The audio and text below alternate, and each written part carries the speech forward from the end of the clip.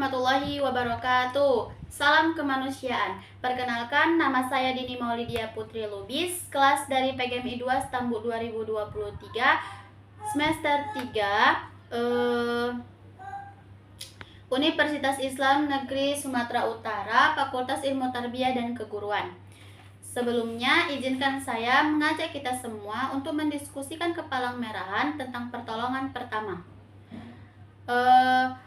Dalam situasi darurat, pertolongan pertama sangat penting. Pengetahuan tentang dasar-dasar pertolongan pertama dapat menyelamatkan nyawa. Mari kita pelajari teknik-teknik yang diperlukan untuk memberi bantuan yang efektif saat dibutuhkan. Pertolongan pertama adalah tindakan awal yang diberikan kepada seseorang yang mengalami cedera atau penyakit yang mendadak. Tujuannya adalah untuk mengurangi risiko dan memberikan waktu hingga bantuan medis profesional tiba. Dalam memberikan pertolongan pertama, ada beberapa langkah yang harus diikuti. Evaluasi situasi, hubungi layanan darurat, dan berikan bantuan sesuai dengan kebutuhan pasien. Pastikan untuk tetap tenang dan fokus. Sebuah kotak pertolongan pertama harus diberikan peralatan dasar seperti plester, perban, antiseptik, dan alat pemadam kebakaran. Memastikan semua perlengkapan tersedia dan dalam kondisi baik sangatlah penting. Adapun situasi darurat seperti keracunan. Sebelumnya, pengertian racun itu adalah zat yang bila masuk dalam tubuh dalam jumlah tertentu dapat menyebabkan reaksi tubuh yang tidak diinginkan, bahkan dapat menimbulkan kematian. Reaksi kimianya merusak jaringan tubuh atau mengganggu fungsi tubuh. Harus dibedakan dengan reaksi obat karena reaksi obat dalam tubuh memang diinginkan. Namun ada kalanya terjadi reaksi obat yang tidak diinginkan.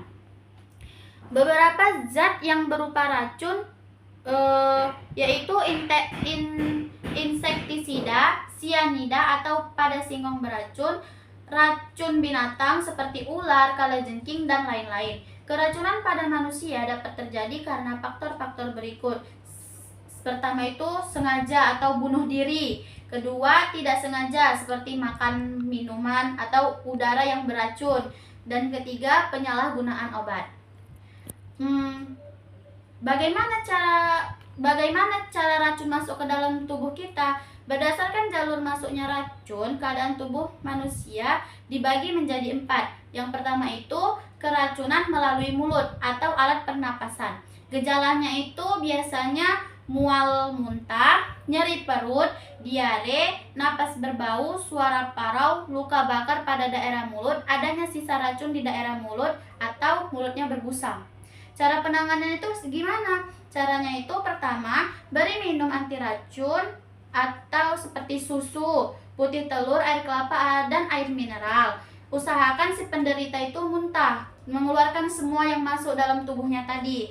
Dan ketiga itu, jangan muntahkan bila menelan asam atau basa kuat seperti minyak. Penderita kejang, penderita tidak sadar. Yang kedua itu keracunan melalui pernapasan.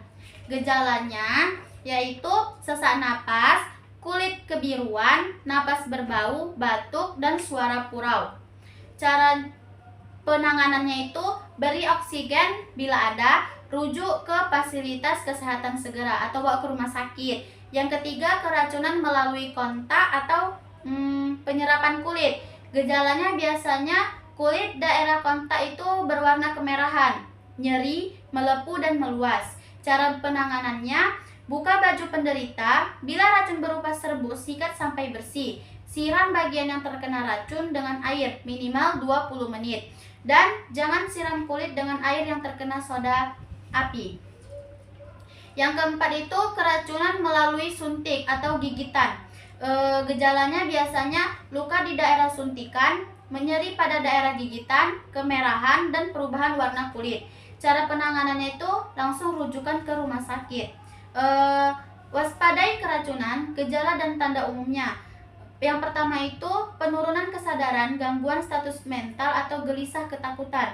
Yang kedua, gangguan pernapasan, nyeri kepala, pusing, gangguan penglihatan, mual, muntah, mulut berbusa, lemas, lumpuh, dan kesemutan, pucat kebiruan, kejang-kejang, syok, denyut nadi tak beraturan.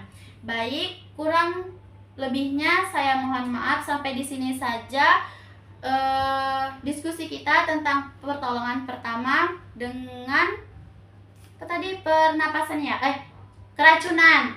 Lebih dan kurangnya saya mohon maaf. Wabil akhir, assalamualaikum warahmatullahi wabarakatuh.